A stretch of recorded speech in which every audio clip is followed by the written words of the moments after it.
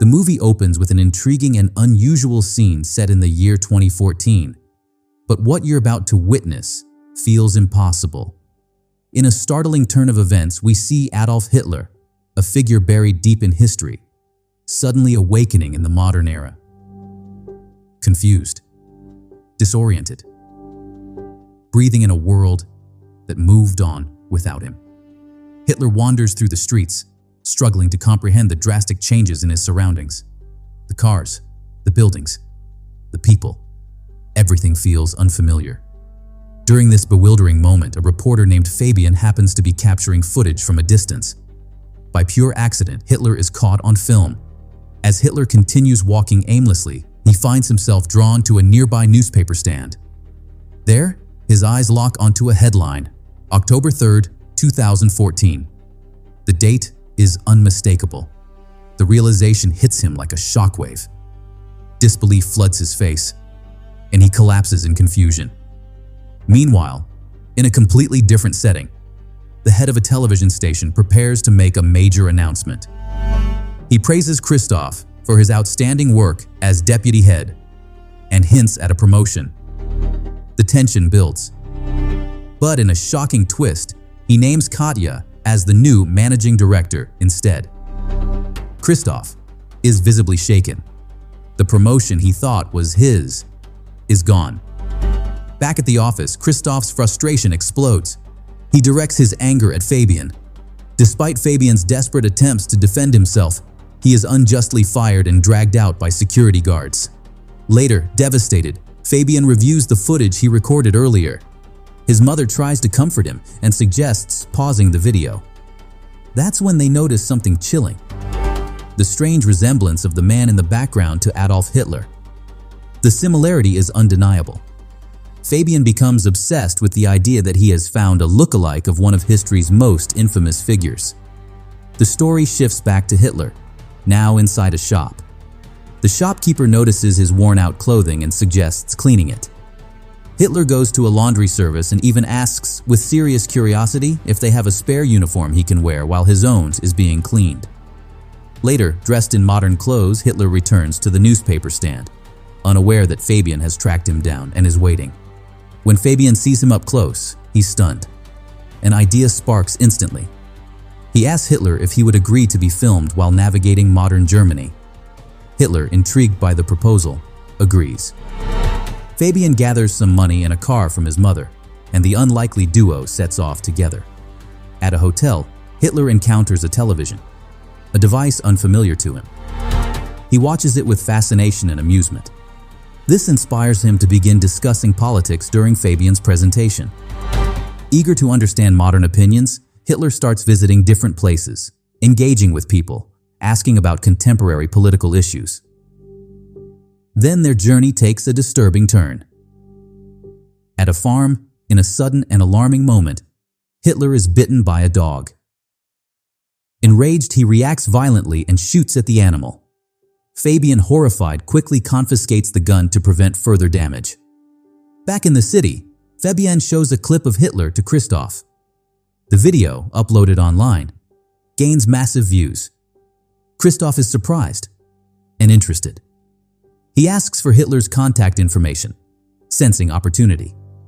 When Christoph meets Hitler in person, he is unsettled, suspecting him to be unstable. He orders Fabian to remove him, but before leaving, Hitler confidently enters the director's office and proposes a plan to save Germany together. Katya is intrigued. She immediately orders her assistant to develop a TV format around Hitler's ideas. Fabian uses this leverage. He threatens to take Hitler elsewhere unless he gets his job back. Cornered, Christoph rehires him, starting as a kitchen boy with promises of an editorial role later. Hitler is given workspace at the studio. Christoph introduces him to Vera, who helps him understand modern computers. Hitler expresses admiration for technological progress, but Christoph is still bitter. He creates a dangerous plan, placing Hitler on a live comedy show to stir controversy, hoping sarcastic remarks will discredit both Hitler and Katya. The live show begins. The host, Michael, invites Hitler to the stage. The audience murmurs nervously, but when Hitler steps forward and locks eyes with the crowd, Silence falls. He begins speaking, not following the script. Instead of jokes, he praises television as an invention, but criticizes meaningless content. He shifts to poverty and unemployment, warning that the country is heading toward unnoticed decline. He pledges to fight these issues. The audience applauds. Katya immediately capitalizes on his rising popularity, putting him on more shows. Christoph's plan has failed. Hitler's influence grows. He speaks about making Germany great again. He even visits the headquarters of the National Democratic Party in Berlin, confronting its federal chairman and criticizing the party's failures. Then police and a district attorney arrive at the studio over hate speech complaints. Christoph hopes for cancellation, but the broadcast continues. Soon after, Vera hands Christoph a letter about payment for the dog Hitler shot. Christoph sees potential leverage. Later, Hitler appears on a program meant to confront him about his war actions. The interviewer questions him aggressively and shows footage of the dog incident. The audience grows disturbed. Enraged, Hitler threatens violence, claiming he could turn the studio into a parking lot for tanks. The audience turns against him. Christoph sees his chance. Katya is dismissed. Christoph becomes manager. Hitler retreats to Fabian's house and begins writing his second book, which quickly gains attention. Months later, financial losses hit the station. Michael resigns. Desperate, Christoph considers bringing Hitler back. He offers Fabian $1 million to air their film. Then, in a shocking moment, Hitler is attacked by thugs, blaming him for Germany's past. He is beaten unconscious. Fabian later discovers something unbelievable in his footage: Hitler rising from a location marked as the historical Führer bunker. Terrified, he confronts Katya, claiming this is the real Hitler. She dismisses him. At the film set, Fabian confronts Hitler with a gun, demanding the truth. Hitler calmly replies he never claimed to be anyone else. On the rooftop, Fabian calls him a monster. Hitler counters that ordinary people chose him, implying shared responsibility. Fabian shoots him. Hitler falls. But then, his voice echoes. No German can rid themselves of him. Hitler reappears unharmed. And suddenly, cut. It was all part of the film within the film. The set erupts in cheers.